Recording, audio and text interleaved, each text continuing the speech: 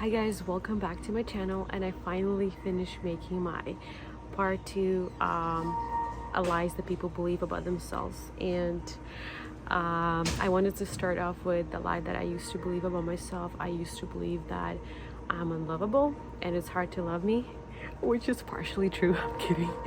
No, it's a totally a lie. And the point of this video is I want us to realize that we are more similar than we are different, and that we all go through the same struggles through life. And I think sometimes we look at certain people and we can make assumptions about them because of the way they look or the way they act. And I hope that this will open up your mind to realize that meet new people, make new friends, and we are more, once again, similar than we are different. And yeah, I hope you enjoy this. I have Colin here, and so Colin, what are some lies that you believed about yourself? Do you have anything to say? Yeah, I'd say growing up through high school and my earlier teen years, I always felt like I didn't fit in, or I wasn't good enough, and I felt like I had to perform to make people like me, or I had to have a certain expectation to meet so that people would accept me. And then I just always felt like I just wasn't enough for people. So the number one lie I believed growing up was that I had no future in education. I struggled with dyslexia and had many limitations. I couldn't type well, couldn't read, and yeah, I dropped out of high school. Okay, so the lie that I have believed and sometimes continue to believe is that I'm actually not a fun person to be around, that people don't enjoy being around me. Well, the first thing that came to mind, a lie I believe about myself, and I'm trying to do better, is not feeling like I'm a good person. Okay, so a lie that I believed for the longest time was that I had to earn God's love. And so I was striving for perfection. I was striving after doing things, and I was doing things only because I just wanted to be loved and approved. I wanted to get to heaven. There was so many things like that. And so after a while I was burnt out, because I just thought that in order to get God's approval that I had to work for it. And because of that, fell into the opposite of what he wanted me to. So that's a lie that I believed for the longest time. So a lie I believed when I was growing up was that I was unworthy, that I always just wasn't enough for the relationships that I had. I wasn't enough for my family, for those around me, and I really wrestled with unworthiness a lot inside of my childhood. I believe the lie that I can live a life in any way I want to and go back to God whenever I want to. Guys, since I was a little girl, I fell under the lie that I wasn't enough, that I was too weak, that I wasn't strong enough to do the things that the Lord had for me. I used to think that I was too young to make an impact for God. The lie that I believed growing up was not knowing my identity and thinking that my life wasn't worth or valued than anybody else's. Yeah, I believed a lie growing up that I just needed to earn other people's approval. I needed to change who I was to get that approval from people.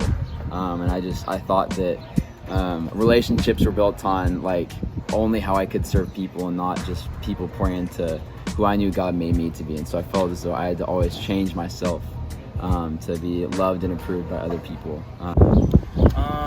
One of the lies I used to believe was that I was outdated, or that I needed to be better, or else people would toss me aside. And really, it was just much of a struggle to overcome. So I used to believe a lie as a child that I wasn't worthy of love, that I wasn't worthy of acceptance or even friendship with other people. And this caused me to kind of close myself off to people and to relationships, and it actually gave me a fear of being vulnerable with people. And it created, this just deep root of rejection in my life, to where I would always believe and think that if I got too close to somebody, that they would reject me for who I was. And that's something that I've always kind of struggled with. A lie that I always believed about myself growing up and still am challenged with to this day was believing that I'm not worthy of being loved and I'm not capable of loving other people. I used to believe the lie that I was uncool and rejected and ugly. I used to believe the lie that I used to always have to prove myself to people to earn their respect, to earn their love. I always believed the lie that I am not that important, that I can make any difference in the life of other people. I think one of the lies that I used to believe growing up is I would always get told that I was the blonde, like goofy, dumb, like friend who would be the comedic relief. And growing up, I would just believe like, oh, Faith, like you're so dumb, like, oh, you just have to make everyone laugh and be super silly. And that was just one of the lies that I really believed growing up. But I feel like God has really helped me grow and realize that it's not true and that I am good enough and that He really, God is good enough for me, you know. Yeah. So it's been really good to grow in that. Yeah. Hey, thank you, Colin. Yeah. I appreciate it. Yeah. Yes. Cool, and now I'm doing my master's, so that lie has been totally broken over the years, and I see that though I thought I did not have a future in education, I actually do, and it's actually a point of strength in my life when I thought it was the weakest point. Hey, thank you for sharing. Yeah. Appreciate it. It's kind of amazing how, just these repetitive thoughts that you kind of become aware of, that you grow up kind of just saying to yourself, but it needs to be the opposite. Yeah. And it needs to be switched around where I am a good person, I am loved, and that's all there is to it. As I got older and stepped into doing missions, I realized that I actually am enough through Him, that I'm strong enough, that I'm marked with strength and perseverance, and that I can do missions, and that missions is for me, even if that's the hardest and darkest nations. Thank you. But I'm thankful that's something that God has set me free from, and He showed me the ways that He made me to be and what He created me for. And I'm thankful He set me free from that. Thank you so much. Yeah. But because of God, I was able to overcome and realize that those are lies, and that I will always be loved. Thank you. And I'm getting free from, even as we speak. So. Thank you for sharing. Yeah. And I think, yeah, God really showed me that I don't have to have any, I don't know, big talent like being a worship leader or whatever. So that only, like who I am, that I can make a really big difference.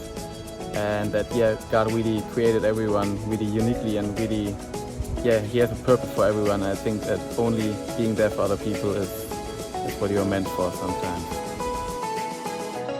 And by God's grace, He's brought tremendous healing in my life. I have lots of wonderful friends, dear friends, here and all over the world. And coming back here to YWAM, one of the main things I learned is it's like, no, like I don't just have to be identified as that dumb girl, but the Lord identifies me, and it's like, no, Jesus is my identity, and He gave that to me. And I think something that I grew in was, it's like, okay, I am not dumb, I'm so smart, I'm smart in the Word, and I'm smart in building and encouraging other people, and it's okay to be funny, but I don't identify as being that dumb friend anymore. Yes. But then God showed me the opposite of realizing that my love, His love for me is something that can't be earned, and I don't have to prove myself for it. And He's blessed me with amazing friends and people who love me unconditionally. And So I've just been learning that God really loves me. He wants to take care of me, and He wants to teach me how to love others, and I'm capable and worthy of being loved. Thank you so much for watching this video, and if you do resonate with any of the issues or lies above, once again, you're not the only one, and we are more similar and similar than different, and there is hope in Jesus Christ, and He can set you free from those lies, and you don't have to live in a box, and you can live in freedom. And I hope this helps you with your healing process to freedom.